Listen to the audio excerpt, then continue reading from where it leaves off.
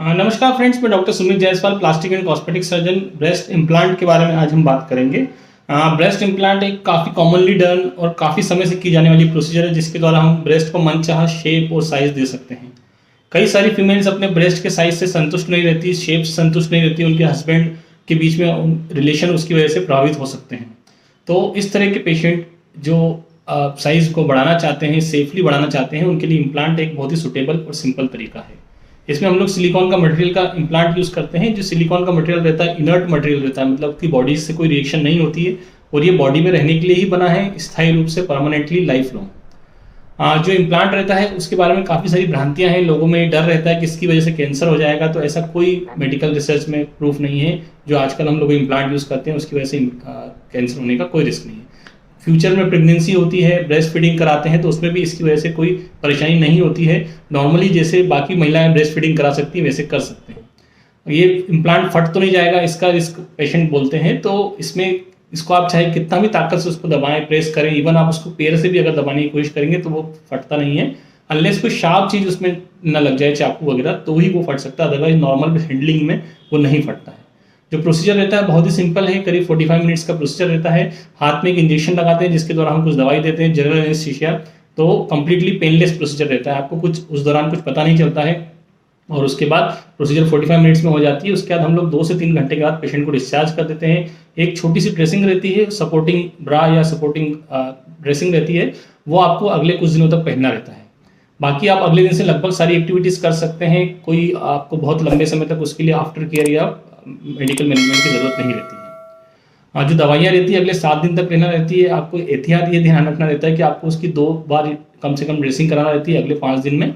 और साथ ही जो दवाइयाँ दी है उनको प्रॉपर लेना रहता है। इन्फेक्शन का रिस्क रहता है पोटेंशियल, तो उसको पार्ट को साफ सफाई रखना रहता है, गंदा नहीं होना चाहिए, गीला नहीं करना है उस पार्ट को अगले 5 से 7 दिन तक। बाकी आप बाकी पार्ट बॉडी का जो है गीला कर सकते हैं, नहा सकते हैं। जो कॉस्ट रहता है प्रोसीजर का, जिसमें कॉस्ट ऑफ इम्प्लांट इंक्लूड है, करीब 95,000 रहता है। हम लोग जो यूज़ करते हैं इम्प्लांट अच्छी क्वालिटी के, फ्रांस की कंपनी है सेबिन, उसके इम्प्लांट यूज़ करते हैं। तो आप जहाँ भी इम्प्लांट कराएं, अगर आपको इससे कम कॉस्ट में हो रहा है तो आप ये देखिए कि वो इम्प्लांट कौन सा यूज़ कर रहे हैं, उसके बाद ही आप आगे बढ़ें। साथ ही पेशेंट की डिज़ायर के हिसाब से हम लोग अलग अलग साइज़ के इम्प्लांट यूज़ कर सकते हैं। 250 सीसी, 300, 350, 400, 450, 500। तो 500 सी तक का अगर हम इम्प्लांट यूज़ कर रहे हैं तो उसमें कॉस्ट में कोई चेंज नहीं आता है। सभी कोई भी साइज़ का इम्प्लांट यूज़ करो आप, उसमें सेम कॉस्ट रहता है। कई सेंटर में जो ब्रेस्ट इम्प्लांट की क्लिनिक लाखों में रहती है, 1.25 लाख, 1.5 लाख रहती है। तो उसमें आपको ऐसा नहीं सोचना चाहिए कि हम लोगों का कॉस्ट कम है तो कुछ क्वालिटी ख़राब रहेगी, क्योंकि जो भी हम इम्प्लांट यूज़ करेंगे उसका आपको पूरा जो वारंटी कार्ड रहेगा वो दिया जाएगा, उसके स्पेसिफिकेशन आपको दिए जाएंगे। और आप उसको सर्च कर सकते हैं गूगल में उस कंपनी को, ये FDA अप्रूव्ड है या नहीं। तो आपको इस तरह का कोई रिस्क नहीं है कि यदि हम लोग का कॉस्ट कम है, 95,000 प्लस मेडिसिन में अगर हम कर रहे हैं तो कोई सब ऑप्टिमल या कमज़ोर क्वालिटी का इम्प्लांट डालेंगे। जो इम्प्लांट रहता है 2 जगह डाला जाता है। जस्ट स्किन के नीचे डाल सकते हैं, जिसमें कि मसल्स के सुपरफिशियल रहता है, या कई बार मसल के डीप डालते हैं। यदि ब्रेस्ट का साइज बिल्कुल भी नहीं है, कंप्लीटली फ्लैट चेस्ट है, तो हम लोग मसल्स के नीचे डालते हैं, अदरवाइज मसल और ब्रेस्ट टिश्यू के बीच में डालते हैं। कई लोगों को भ्रांति रहती है कि यदि हमको फ्यूचर में मेमोग्राफी कराना है या MRI कराना है चेस्ट का, तो उसकी वजह से इसमें कोई दिक्कत होगी, या एयरपोर्ट पे स्किन में इसकी वजह से कोई प्रॉब्लम आएगी। तो ऐसा कुछ नहीं होता। आप जो भी इन्वेस्टिगेशन जैसे किसी और महिला में की जाती है वो सब कुछ इसमें पॉसिबल है इम्प्लांट डालने के बाद भी।